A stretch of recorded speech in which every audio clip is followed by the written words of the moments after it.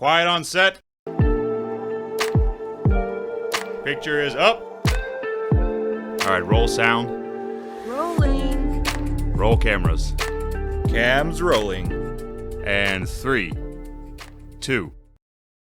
Hey everybody, what's going on? And welcome to Hank's Think Tank. So I've got a Monday morning show here, which is something I normally don't do, but hey, why not?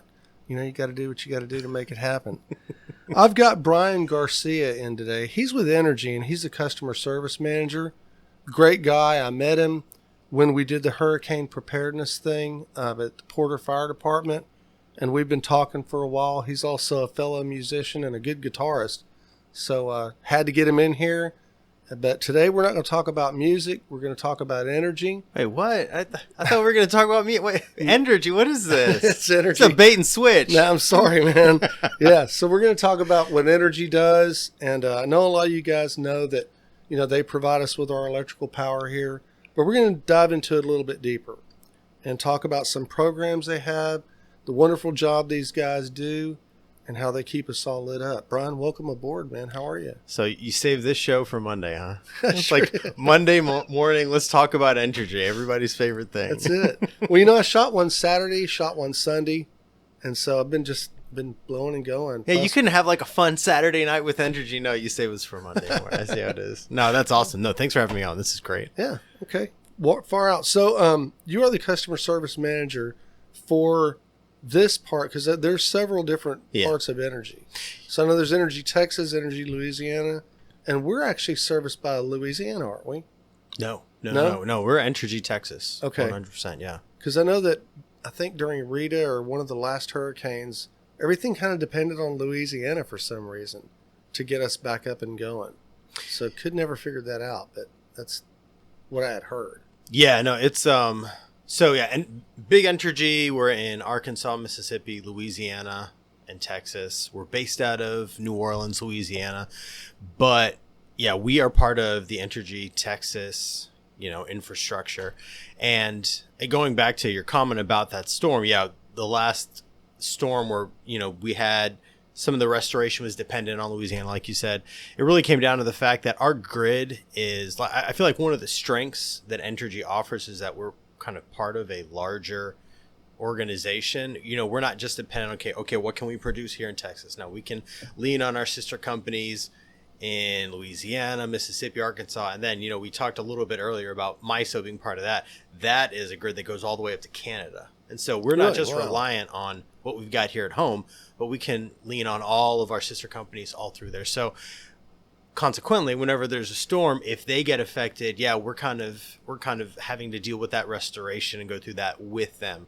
And catastrophic storms are catastrophic storms, and so it's that restoration process can get a little bit tricky. But no, this is Entergy Texas. Yeah, the way we have it set up, we have these kind of geographic areas called networks, and my networks are kind of the New Caney, Cleveland. So I go kind of Kingwood all the way up 69 to Corrigan, and that whole all the way up there, all that stuff, all those cities, that's going to be my territory.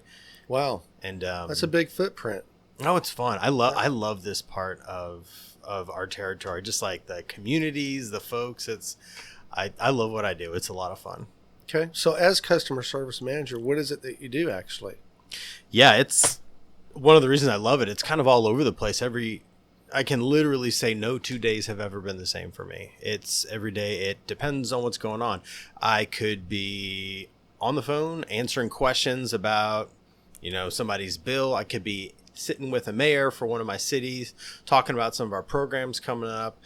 I could be sitting on a Monday morning recording a podcast. It's kind of all over the place. What I'm tasked with doing is being the face of Entergy in our communities and being a resource to those communities to get their questions answered, get their problems fixed, and ultimately make life easier for folks as it pertains to their electricity consumption.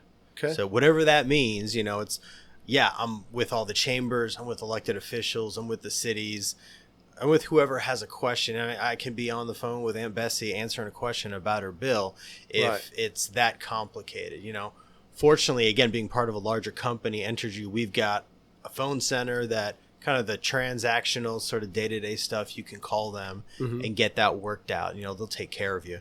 But for things that are a little more complex, kind of weird, yeah, those will come to me and I'll help figure out, okay, who's the best person on our team to get that taken care of, get it addressed, and we move on down the road, hopefully in the process changing whatever the issue was so it doesn't happen again. That's cool. So there's a lot going on. It's some days are at a desk, some days are out and about. It's a lot of windshield time, which is great because I think the most exciting part about this, and you know better than anybody, probably just the growth, right? And what we're seeing. It's commercial, it's industrial, and then obviously residential. Like how many master plan communities are coming up right now, right? And to me, so have y'all had issues with growth as far as being able to answer to all those needs? I mean, because I know you must have to build new substations everywhere, I guess. But is that a normal thing that Entergy has always done? Or is this something that's new to you that you're like, wow, we have this explosive growth. We have to plan for infrastructure here. And I mean, so where are y'all at with that?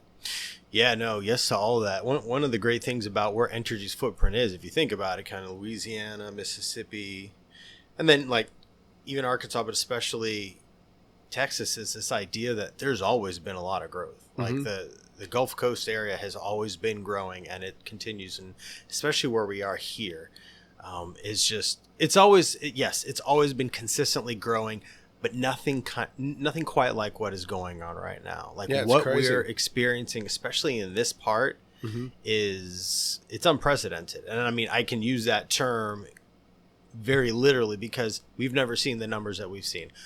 Having said that, we fortunately have a lot of really smart engineers that can look at modeling and kind of look into a crystal ball and figure out, okay, this is what is coming, and they're in touch with developers and all these folks to get as much information as they can on the front end and then say, okay, this is what we got to build, how many years ahead of time. And the tricky thing is, we're a regulated utility, so we cannot put a stake in the ground. We can't spend $1 until we get permission from the Public Utility Commission of Texas. Okay. Which is great for the consumers, for you guys, because that means there's somebody kind of checking everything that we do. Right, providing some oversight. Exactly. And so that's a great thing.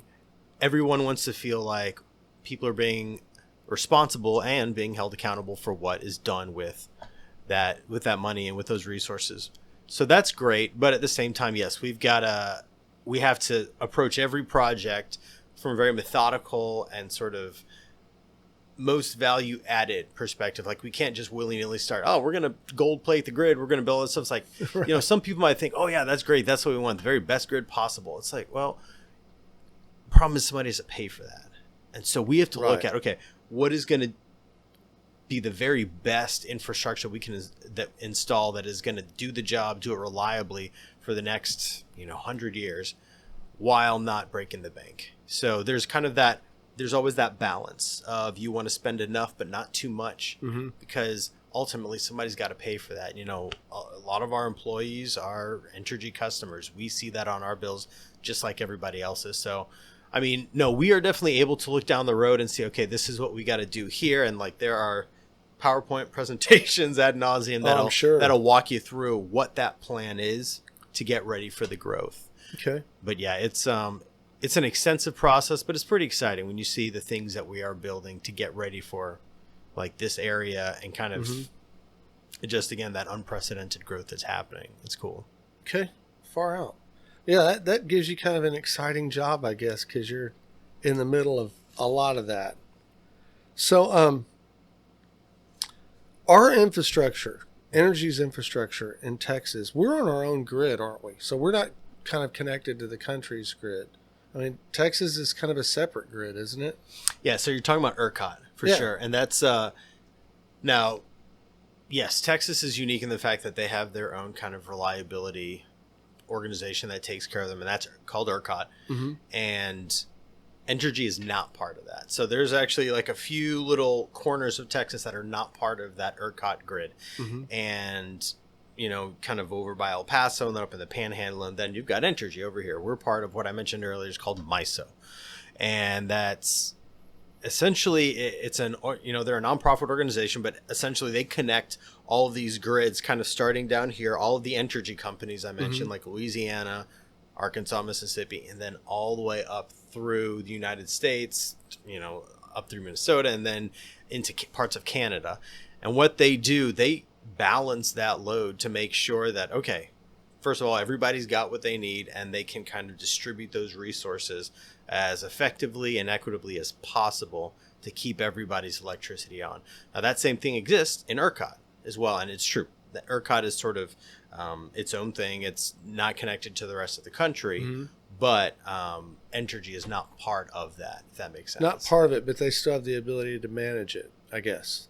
Well, no. ERCOT is they are managed by their own organization. They just hired a new CEO, and so they're kind of doing their own thing the way they handle it now. Obviously, we cooperate with them, and there's definitely not any kind of an adversarial relationship, but they are definitely two different regional organizations. Okay. And that's the thing. It's these are non-profit organizations essentially, so it's not like they're trying to take over our territory or vice versa. There's nothing like that. Right. So it's we definitely watch what they're doing. They watch what we're doing, because we've got to collaborate. We've got to kind of be in sync with each other and, have that positive relationship. Okay. Well, I've always been curious about smart meters. And, we got changed out, I'd say maybe a year ago. So it hadn't been that long. Yeah. But I'm kind of fascinated with the smart meter thing, because when we got a smart meter, our meter reader stopped coming around. Yeah. So how does that work? I mean, how do smart meters, how are they better than the old standard, disc rotating thing? Yeah. No, you nailed it. You nailed it on the head with the comment about the meter reader coming around. One of the biggest issues that we're always looking, again, we're trying to give folks the best bang for their buck, is, where are the big cost centers and where can we reduce those costs for everybody?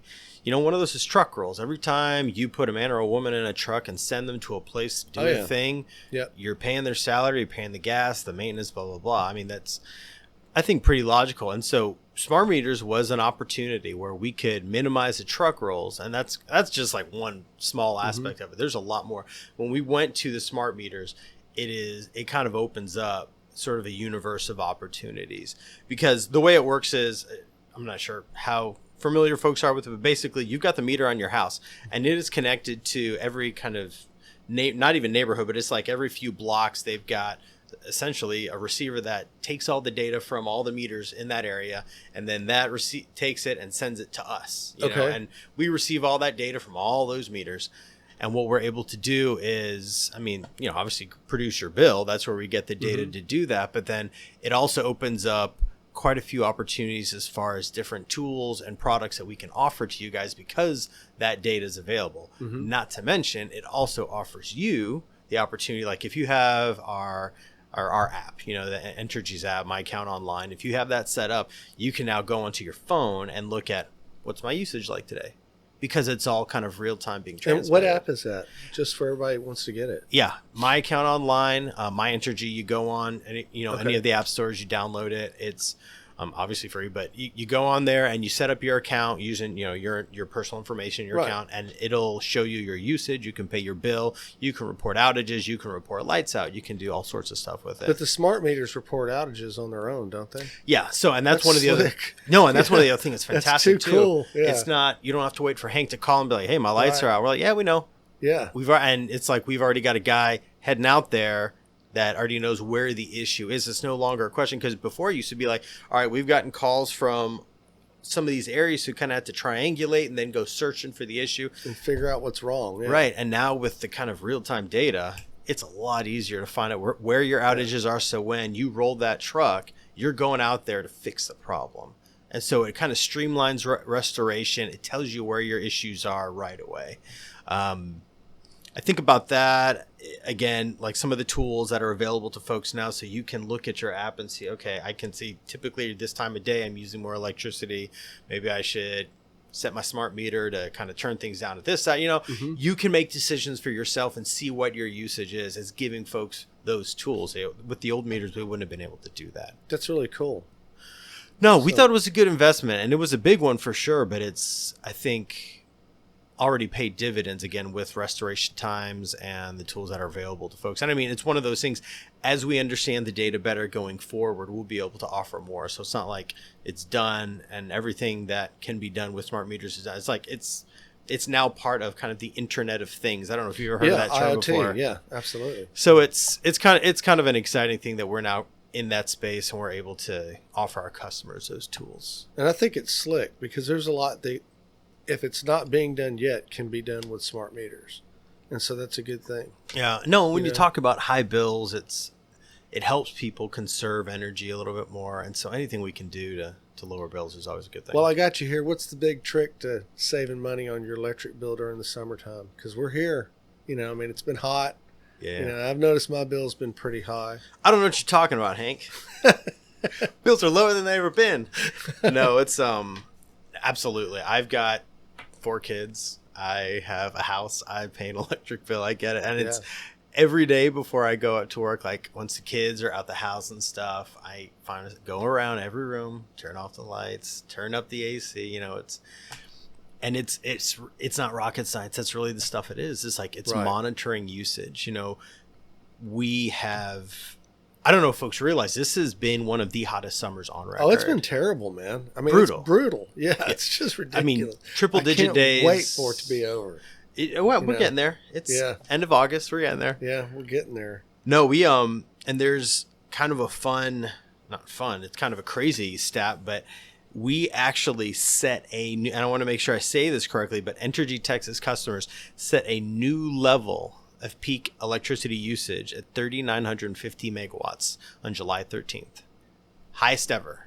Not surprised. This year. And that was, the highest record was 2 years ago, August 10th. Mm-hmm. So, I mean, that's significant. I mean, you talk about 3,950 compared to 3,708. It's a lot more that we've been using. So you think about that. It's hotter than it's been. We've been using more electricity than we ever have. That is driven by like my usage habits, right? Whether I want to have my house at, you know, if I want it at 78 versus 72, you kind of make those decisions for your family. Yeah, we moved up to 76, and at first it was a little weird to get used to. Seemed kind of warm, you know. But then when you have a triple digit day and you go into a house at 76, it's nice. Yeah. You know, and it's saved us some money, and I think we've done pretty good with it. The main thing for us is that it took some of the stress off our AC unit because it started to cycle again instead of just running all the time. Which causes it to freeze up eventually. Yeah. Yeah. So, yeah, we're in better shape on that. Yeah, no, there's a lot of reasons to conserve from I think, financial perspective. You know, there's a lot of benefits. And I want to talk about our energy efficiency programs that we have, but to kind of close the loop on the bills, you know, we have these super high temperatures, so consequently usage is up. And it's crazy. People will call me saying, hey, my bill is so high. I literally have not touched my thermostat. I haven't done anything different. Why is my bill so much higher? It's like, it's so much higher because you haven't done anything. You've left it where it's always been. Well, the temperatures outside have continued to climb. And so and you already said this, you know, basically for you to keep your house where it was all the time with the temperatures outside going up, yes, your stuff is having to work. Your AC, your HVAC system is working harder than it's ever worked. Right. So that's more usage. So you got that issue, but that's not it. But wait, there's more. You know, our power plants run on fuel, right? They run on natural gas. And they run on natural gas. Yeah, fortunately, okay. Because I thought it was coal.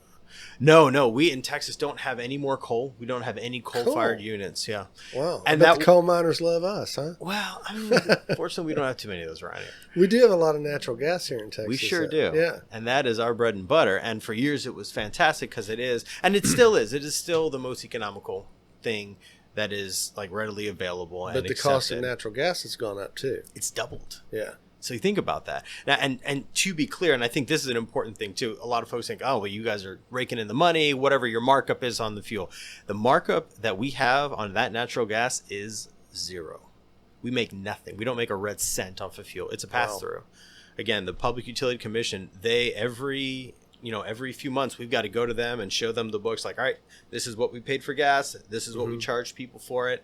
And, whenever we have those fuel adjustments, you see it on your bill. You'll either get a fuel refund Right. Yeah. or I've fuel gotten that credit, before. Yeah.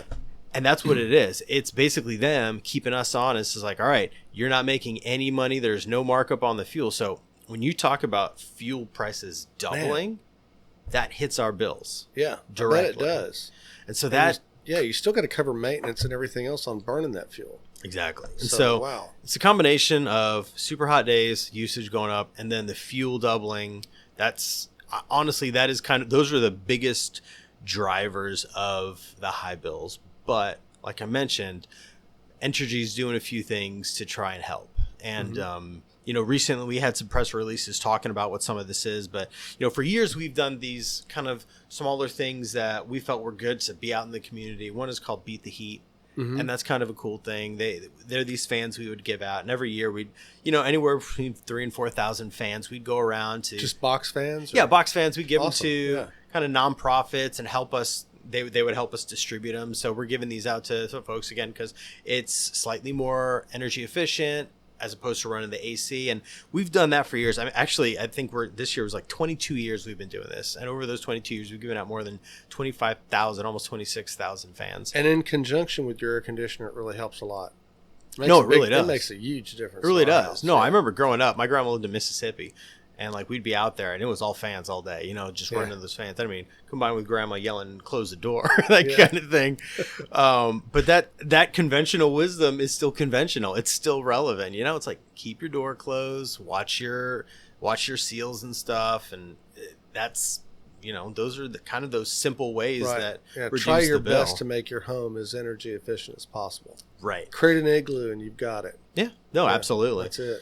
But some of these other things that Entergy's doing, and this is really cool, it's, resources to help folks pay their bill. Power to Care is something that has existed for years now.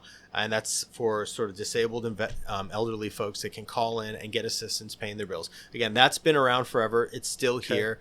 And if folks And need is that a help, continual thing or just a every now and then thing? No, and I make sure I understand your question. When you say continual, the program has been around forever, but you talking about like folks using it, when they can use it kind of thing? Yeah, like elderly folks. Let's say that you're on a fixed income and you just fall short every month, $20-$30 or whatever. Is that something that they could get on a continual basis or just every once in a while? So what's awesome about the Power to Care program is we've got basically our nonprofit partners that help us administer the fund. Okay. And, we give them some like an administrative fee to help us do this, but they're the ones that know these, they know Aunt Bessie best. They know what her situation is and how they can help her. So they help us administer the funds. And it's usually kind of a stopgap. They're going to want to, if you get into a situation where, 1 month you're going to be short, we can do that and use the Power to Care funds to help get past that. But those nonprofit partners are fantastic in really helping folks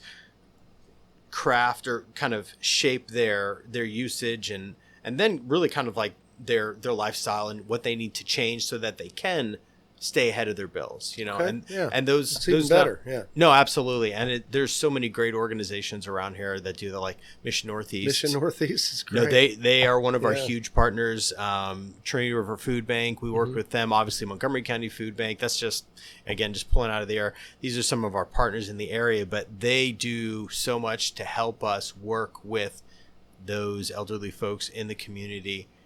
To it's almost more about teaching somebody to fish as opposed to just giving them the fish. Yeah, makes sense. Now the Power to Care is there in case you need that fish for that 1 month, kind of thing. But you definitely don't want it to be where every month, because it's exhausting for somebody that has to and live that cost way, still gets covered somewhere. Right, So right. it's going to come back on somebody else. So Power to Care is a great program we have, and that's continuing to go. But we've been doing these things, we call them neighborhood sweeps, where we have our energy efficiency program, and they will go into a neighbor. And I guess let me tell you about that. So Yeah. we've got two energy efficiency. We have a commercial and a residential program. And obviously the commercial is dealing with business. Residential is dealing with folks like you and I. And what they do, we have folks that will administer this program, and they'll go into your house, for instance, or they'll go into your business and they'll look around clipboard. They'll put different devices on. They'll look at it and see, okay, if you wanted to make your house, your business, whatever it is, more efficient, you should do A, B, and C. and we will take care of that. We will do those for you free. Entergy's paying for it. Really? Yes. Now, if you really want to do a little bit more, you can also do DEF, and as a one of our licensed contractors, they can offer to do that work for you for a cost. Right. But at the very least, they'll do A, B, and C. Wow. And that's So when are you sweeping this neighborhood? well, and that's something you can do right now. Awesome. Now, again, with the high bills, the way they're going now, we're making kind of a more proactive, concerted effort to go into the neighborhoods, like knock doors and say, hey, would you mind if we did this? But that program, the energy efficiency program, it's existed for years. You could call right now and say, hey, I'm Hank Fat. My house is older than 10 years. Could you come do an energy audit? Wow. I didn't know that. Yeah, That's cool. And anybody can do that. As Yeah. long as your house is older than 10 years, which some of these newer neighborhoods, that's an issue. Right. But if it's older than 10 years, they will come out and they'll put this, they did it to my house before. They'll put this huge fan thing on your door and kind of create the suction. They can see where all the leaks are. Wow. And some of the low hanging fruit they'll do for you right there for free. And we pay for that. That's cool. But again, Because it saves you guys in the long run anyway. yeah, You no, know? I mean, Yeah. we understand our customers are dealing with a lot of financial stresses right now. Anything that we can do to alleviate that, that's a win for everybody. So again, that's residential, but it's also your commercial business. Like if you think you've got, you're building a new studio, for instance, There you go. you want to look at the lighting and what's the Yeah. most efficient way we can do that. We have guys that will come in and look at your lighting and they will incentivize you. They will give you, okay, you used these LED lights as opposed to the old fashioned ones are a lot less energy efficient. We're going to cut you a check for having used the more energy efficient one. And by the way, not only will we give you a check for doing that, we're going to get you preferred pricing on those lights that you want to buy. And so it's, Wow. yeah, all sorts of discounts, again, for business owners and for residents. Call up. There's some way that we can help there. And so, again, they're doing these great. sweeps where we're going into the neighborhoods, but at the very least, anyone that's interested in that, 1-800-Entergy, say, I'm interested. I mean, don't call 1-800 for that. Go to the website. The website's got all the information, and they will tell you right here, these are all of our approved contractors. Okay. And you call up any one of those, say, hey, I'm an Entergy customer. I want to look into this residential, commercial energy efficiency program. They're like, great, we'll be here on next date. Wow. That work for you? And they come out and they do it. It's super easy. Like I said, I did it to my home. Back when I lived in Beaumont, we did it, and it was super easy. Yeah. Yeah. Did it make a big difference? It really did. I bet it did. It really did. I mean, and it was like, I think it ended up being close to $25-$30 a month, which is like, when you're talking about, $150 light bill, that's something, Yeah, it's significant actually. For Yeah, sure. yeah. For sure. So we're doing that. We're doing the sweeps. We're proactively going into the neighborhoods, but also we are committing and I think I mentioned this earlier, $1.6 million our shareholders are giving back to the customers. And that's just going to be a fund to help folks. And this is not like, I mentioned Power to Care. That's for, I think the number, and don't quote me on this, I think it's over 62 or disabled. This program is going to be for all customers. Okay. And that $1.6 million in shareholder donations is going to go to, help with Entergy utility bills for all of our customers. And again, this is really just our way of saying, look, we recognize there are some extenuating circumstances making life hard for everybody. We want to help. We want to do what we can. And so that's just some of the things that we're doing to try and alleviate some of that strain right now with the high bills. That's cool. I like it, man. That's a great idea. For sure. Especially that energy efficiency program. That's awesome. Call them up, man. Yeah, that's the way to go. So, okay, so we're at the very end of August. We're going into peak hurricane season. And I mean, I'm an old guy now. Brace yourselves. Yeah, I really don't want to start dealing with hurricanes because out here we have a lot of trees, and I mean, I've recently cut a whole bunch, but I just don't want to deal with it. So, what can homeowners do? I have an idea. You don't Okay. want to deal with it. I don't want to deal with it. Let's cancel hurricane season. There you go. How about Sounds that? good to me. Let's All right. do it. Let it be written. Let it be done. We are That's canceling it. hurricane season. I'm happy about that. No, it's But what can we do to assist yeah. prior to a storm coming? I mean, like, can we take a look at our property and say, okay, well, that tree's right next to the power line. Maybe I should call these guys and see if they'll trim it. If that's an option, 100%. I think that is a great. I mean, I mean, I hate to put it back off on you guys. No. Work, Well, no. And the fact of the matter is, but I think it would save you money in the long run if you trimmed a tree as opposed to having it fall on a power line and just ripping everything apart. yeah, no, for sure. And I'll start by saying it's that time old adage where when you fail to plan, what is it? When you fail to plan, you plan to fail, or something like that. Fail to plan, and you'll plan to fail. Yeah, yes, yeah. Anyway, that's the idea. You need a plan, is what it is. That's what I would recommend to customers. Figure out first of all, what is your evacuation plan? Start there. If it's for my family, I always tell my kids. I mean, for me personally, when there's a storm, it's all hands on deck at Entergy. Everybody at Entergy has 2 jobs. Oh, I'm sure. I'm a customer service manager, but then when we kick into storm gear, I've got a separate job, and I'm not going anywhere. So my family knows if it's a Category 3 or higher, they're going up to Dallas to be with family where they can be safe. Okay. So know what your plan is. Know what your kind of limit is. Draw that line in the sand. But I think that's a great way to start. Look around your property. Look around your home. What are the risks that you have? If you've got land like this, it's gorgeous, and you have all these trees. Trees are great, but they are kind of a structural liability. Right. And I mean, yes, if there's something that is endangering one of those trees or endangering some of our lands or our lines, yes, by all means, give us a call and we'll check it out. And typically, and this was actually once upon a time. I've been with Entergy now for 13 years, and one of my jobs with Entergy, I was a operations coordinator for our vegetation group, the guys that trim the lines. Yeah. So, yes, I would get those calls all the time. Someone would say, "Hey, I think this tree is a danger to your line." I would go out there and I'd look at it, and if it's a dead tree that looks like, man, any second this thing's gonna go. Yeah, if I had the budget to do it, I might go ahead and take that tree down. But I say that just to say, like, just because it's by our lines does not necessarily mean we will. Right. But I would suggest going ahead and doing it just to be sure. If there's a chance, great. Because it's true. We also try to be proactive. I mean, we trim every inch of our lines every few years. We've got a trim schedule, and we try and look at every inch of lines and seeing, okay, what's too close, trimming stuff back. Yeah, I know Tram Road got done maybe 3 or 4 months ago, so it wasn't too long ago. No, we're pretty methodical about that for sure. But we can use all the help we can get, and if something has changed, maybe there's a storm, it cracked a tree and it's died now and it's a threat, give us a call and we'll come out and check it out. But even if, and so if it's something that is not necessarily a threat to our lines, still, if it's on your property and that it could be a threat to your home or something, if you've got the resources, get that thing out of there, you know. But so look at that, do you have a lot of windows? Do you have your plywood pre-cut?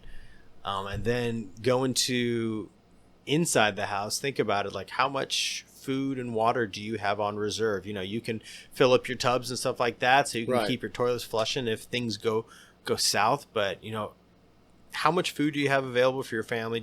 And have that stuff on hand. Do you have a little generator? Do you know how to use your generator safely? That's important. That's huge because it's big. That's a big safety liability for our guys. When we're out there restoring, building lines back, those generators, if they're not hooked up correctly, they can backfeed onto our lines, and that's a safety issue. Yeah, absolutely.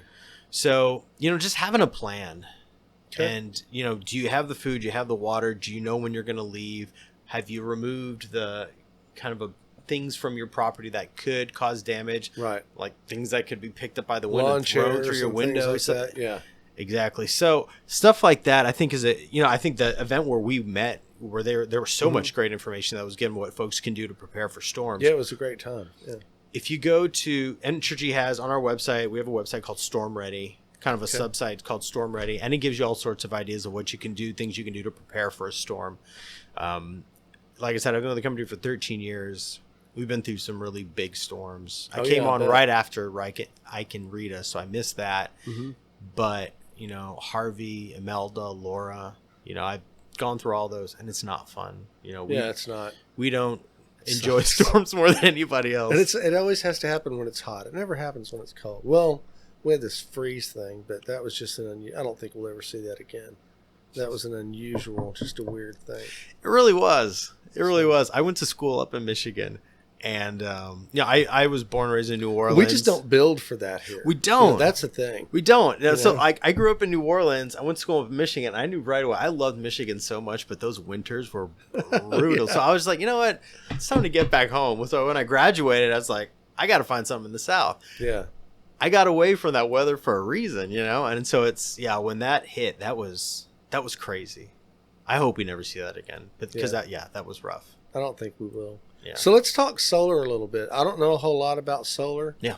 And it kind of seems like solar would be a competitive product, and you guys wouldn't be interested in having at least your residential customers move in that direction.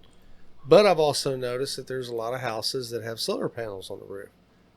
Solar actually work? Has it come far enough now to where it's worth the investment? What are your thoughts on solar? That's another one of those questions. I really think it depends on kind of your family's personal finances and just what your situation It's is. expensive to get into, I think. It can be. Yeah. It's expensive to get into, and it's not all houses are created equal, meaning just the situation of the roof relative to the sun and how much, we recently had somebody come out to my house, wanted to put panels on, and, they made their pitch and all the stuff you can do, how great it is. And, it's a very compelling story. Never pay, or rent your electricity again is kind of what they're saying. Right. But, it doesn't work for everybody. And that's the problem. You've got to be careful and know that you're getting into a situation that is right for your family and your house. And there's a lot of maintenance involved with solar, as far as maintaining batteries and maintaining systems and keeping panels clean. And depending on what your there's a system lot. is, for sure. Yeah, because I think you can do panels without batteries, but it's obviously you can't store it at that point, so you're really just kind of using real time. So I guess I should start by saying, currently we don't have a residential solar program. We don't offer that. We've been looking at solar from a larger utility scale, and we've got a few projects kind of in the works going there because we're trying to be good stewards of the environment so far as we're able to. That's why we're looking at the different kind of fuel types that are available. And if solar is going to make sense for our customers, if the price is right, then we're going to do it. Now, again, in some applications, the larger stuff, we definitely feel that, yes, it is. It could be a good move. And so that's why we're looking at it. But I mean, from a residential kind of smaller perspective, that's really got to be a discussion with you and the provider and just being 100% clear on, okay, is my roof going to provide enough electricity to keep me off the grid? Because that's kind of the big sell, right? Oh, you'll never have to pay Entergy again. It's like, well, yeah, you will. You want to be sure about that. I mean, and that's the thing. I'm not saying these guys are dishonest or anything like that. I mean, they've got their businesses, they're selling, they're doing what they think is best for their customers. But but we have gray winters in Texas. I mean, I don't know if you've noticed, but in Texas during the winter, the sky's always gray. There's not a whole lot of sun poking through. And so I would think that that factor would decrease a lot during the winter time. And so I think you'd have to try it out and see. It would take quite a solar array to get you off grid, and it'd be really expensive, I would think. And one thing you mentioned, though, that is good for folks that are interested in solar, there are enough people now that have panels on their houses that you can probably find somebody close to you. Oh, yeah, and go knock on their door and say, and just figure out what their experience has been. Yeah. Because at the end of the day, like a salesman that, if you don't have panels on your roof right now, nobody is 100% positive what that array is going to do. Right. A salesperson is selling. And so they're going to tell you whatever they have to. I don't think it's that so much as there's no way to know until you put the panels on your house and make that investment. So again, ask around, figure out that it is really the best move for you and your family. Yeah, That's I think if I was say. going to go solar, that I'd go for a specific purpose. Like it would be solar for heating water or solar for just top lighting, or solar for something like that. I don't think that I'd want to try that whole escape from the grid, run your AC and all that. I just don't think it would work. I think you'd be better off picking a specific purpose and going with that, and just trying to eliminate a portion of your usage by using solar. Well, that's a cool idea. No, I mean, like I said, somebody came out to our house and they were like, yeah, man, we're going to cover your whole roof with it. And, you're only going to have to pay your connection fee every month. And it's like, I mean, it sounds great. And if you need a new roof later on, all that stuff's got to come off. And then, now you're looking at a really high roofing cost. And I mean, there's a lot to it that I think a lot of people don't realize. No, and I think that's the take home on this one is just ask the right questions, know what you're getting into. Because at the end of the day, if you need electricity, we're going to sell it to you.